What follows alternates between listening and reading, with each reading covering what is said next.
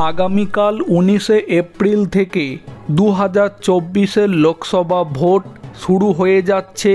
প্রথম দফাতে অন্য রাজ্যের পাশাপাশি পশ্চিমবঙ্গে কোচবিহার, আলিপুরদুয়ার, জলপাইগুড়ি লোকসভা আসনে ভোট সম্পূর্ণ হবে। উত্তরবঙ্গের এই 3 লোকসভা আসনে কংগ্রেস বাম সমর্থিত রাজনৈতিক দলের পাশাপাশি তৃণমূল ও বিজেপি প্রার্থী দিয়েছে।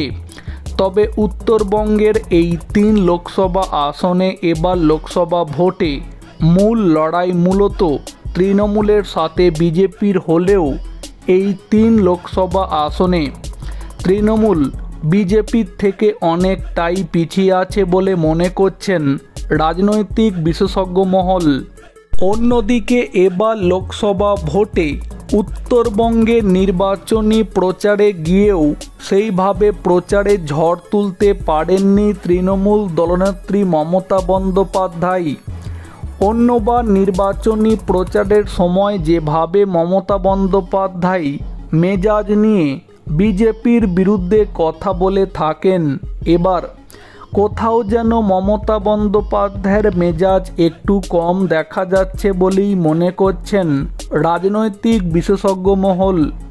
রাজনৈতিক মহল মনে করছেন এবার উত্তরবঙ্গ থেকে তৃণমূলকে খালি হাতে ফিরতে হবে। এটা জেনে তৃণমূল হাল ছেড়ে দিয়েছে। যদিও অন্য রাজনৈতিক বিশেষজ্ঞ মহল মনে করছেন গত 2021-এর পশ্চিমবঙ্গ বিধানসভা নির্বাচনী ভোট গণনার সময় তৃণমূলের বিরুদ্ধে গণনা কারচুপি করার অভিযোগ উঠেছিল। এবার লোকসভা ভোটে উত্তরবঙ্গ থেকে তৃণমূলের জেতার সম্ভাবনা না থাকলেও এবার 2024-এর লোকসভা ভোটে গতবারের বিধানসভা ভোটের মতনই তৃণমূল হয়তো প্রশান্ত কিশোর অর্থাৎ পিকের আইপ্যাক সংস্থাকে দিয়ে আবার কোনো নতুন ফন্দি ফিকির তৈরি করে রেখেছে।